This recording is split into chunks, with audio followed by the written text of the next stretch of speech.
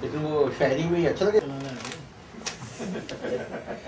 یہ کل میں نے اخبار میں ایک چھوٹا سا مضمون پڑھا تھا، یہ جاوید چودھری صاحب کا ہے 0 پوائنٹ کے عنوان سے. تو یہ ان کو 1997 میں اس مضمون پہ ایوارڈ بھی ملا تھا پاکستان نیوز پیپر والوں کی طرف سے.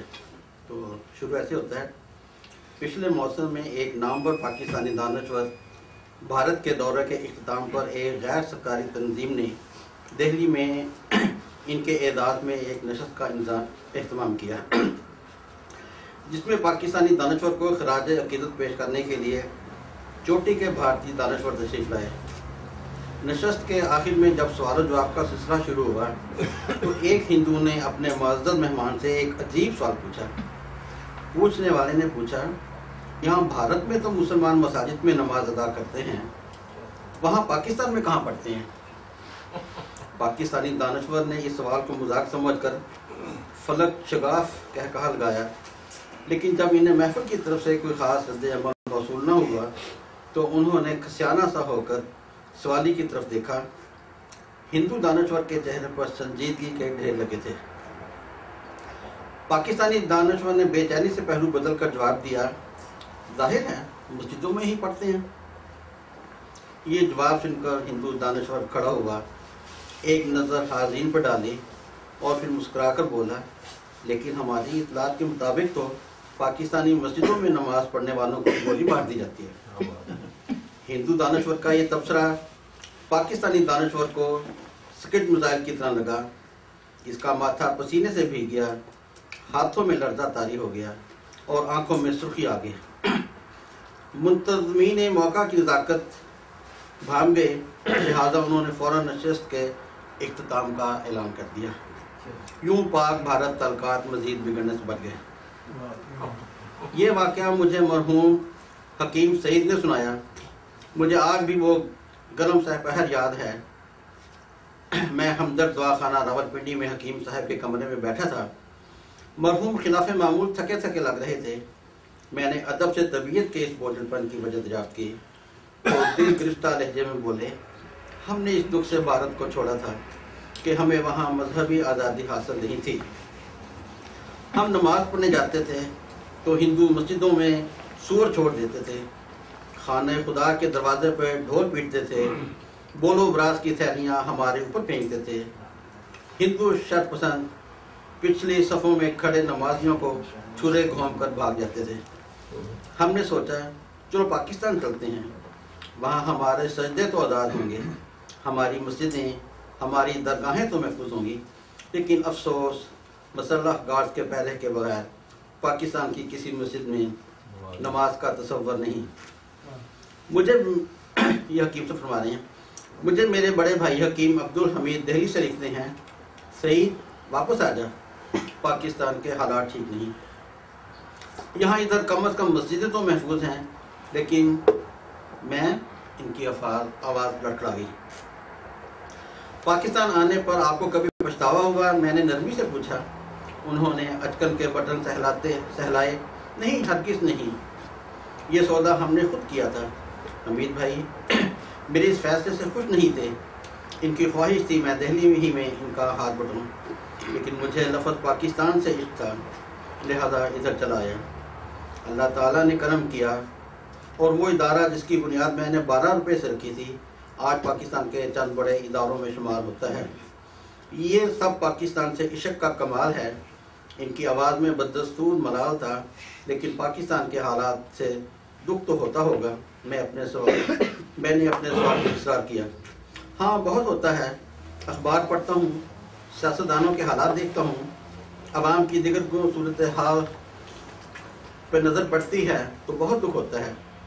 جب ادھر دہلی سے کوئی عزیز رشتہ دار پاکستان آ کر کہتا ہے کیوں، پھر تو دل میں چھری سی چل جاتی ہے. لیکن کیا کریں، گھر جیسا بھی ہے، اپنا تو ہے، ہم اسے چھوڑ نہیں سکتے، لہذا لگے ہوئے ہیں اور لگے رہیں گے آخری سانس تک. کوئی ایسی خواہش جس کا آپ نے آج تک کسی کے سامنے اظہار نہیں کیا؟ انہوں نے کچھ دیر تک سوچا. ہاں کبھی کبھی جی چاہتا ہے میری موت حمید بھائی سے پہلے ہو، وہ میرے جنازے پر آئیں، میرے چہرے سے چادر سرکا کر دیکھیں اور پھر آہستہ سے مسکرا کر کہیں ہاں سعید تمہارا فیصلہ درست تھا۔ وہ گرم دوپہر ڈھل گئی تو اس کے بطن سے آج کی خنک اور غمناک صبح طلوع ہوئی۔ میرے سامنے میز پر آج کے اخبار بکھرے پڑے ہیں۔ ہر اخبار کی پیشانی کے ساتھ آج کے سب سے بڑے انسان کی تصویر چھپی ہے، خون میں نہائی اور حسرت میں ڈوبی ہوئی تصویر، جو ہر نظر سے چیخ چیخ کر ایک ہی سوال کر رہی ہے، میرا جرم کیا ہے؟ مجھے کیوں مارا گیا؟ میں تو زخموں پر مرہم رکھنے والا شخص تھا، پھر میرے جسم کو زخم کیوں بنا دیا گیا؟ میرا دماغ سلگتی لکڑیوں کی طرح چٹکنے لگا۔ یہ تصویر آج دہلی کے کسی اخبار میں چھپی ہوگی، وہ اخبار ہمدرد نگر کے ایک چھوٹے سے غریبانہ کمرے میں بھی پہنچا ہوگا۔ چٹائی پر بیٹھے 82 سالہ برس کے ایک بوڑھے نے بھی اسے اٹھایا ہوگا۔ اس کی آنکھیں بھی ہزاروں لاکھوں لوگوں کی طرح چھلک پڑی ہوں گی۔ اس نے بھی شدت جذبات سے اخبار پر پھینک دیا ہوگا۔ اس نے بازو پر دان جما کر چیخ ماری ہوگی۔ اس نے بھی اپنی چھاتی پر ہاتھ مارا ہوگا۔ اس نے بھی چلا چلا کر کہا ہوگا سعید تمہارا فیصلہ غلط تھا، مجھے دیکھو، 82 برس کے بوڑھے کو دیکھو، بغیر محافظ کے مسجد جاتا ہے، پیدل مطلب پہنچتا ہے، روز و شب کافروں کے درمیان چہل قدمی کرتا ہے، لیکن اس پر کوئی گولی نہیں چلی، اس کا کبھی کسی نے راستہ نہیں روکا۔ ہاں اس 82 برس کے کمزور بوڑھے نے چلا چلا کر کہا ہوگا سعید کربلا میں زندہ رہا، تم مدینے میں مارے گئے۔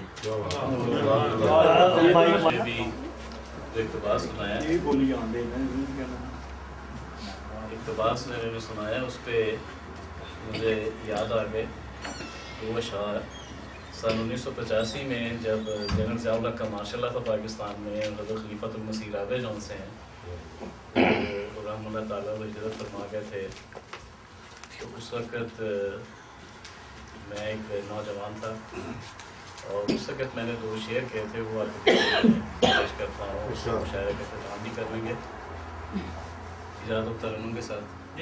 جی بالکل۔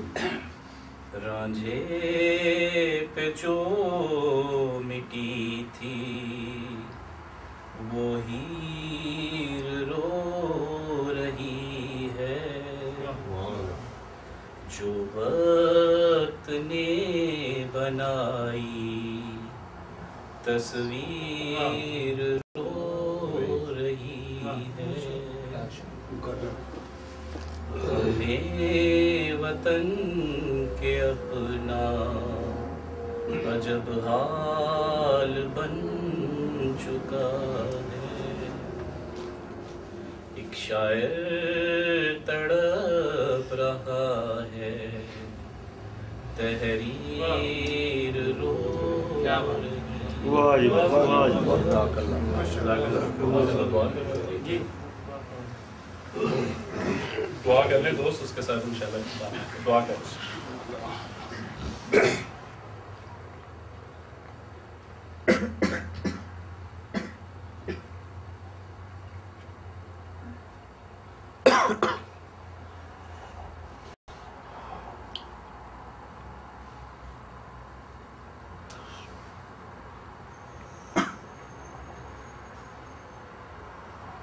آمین۔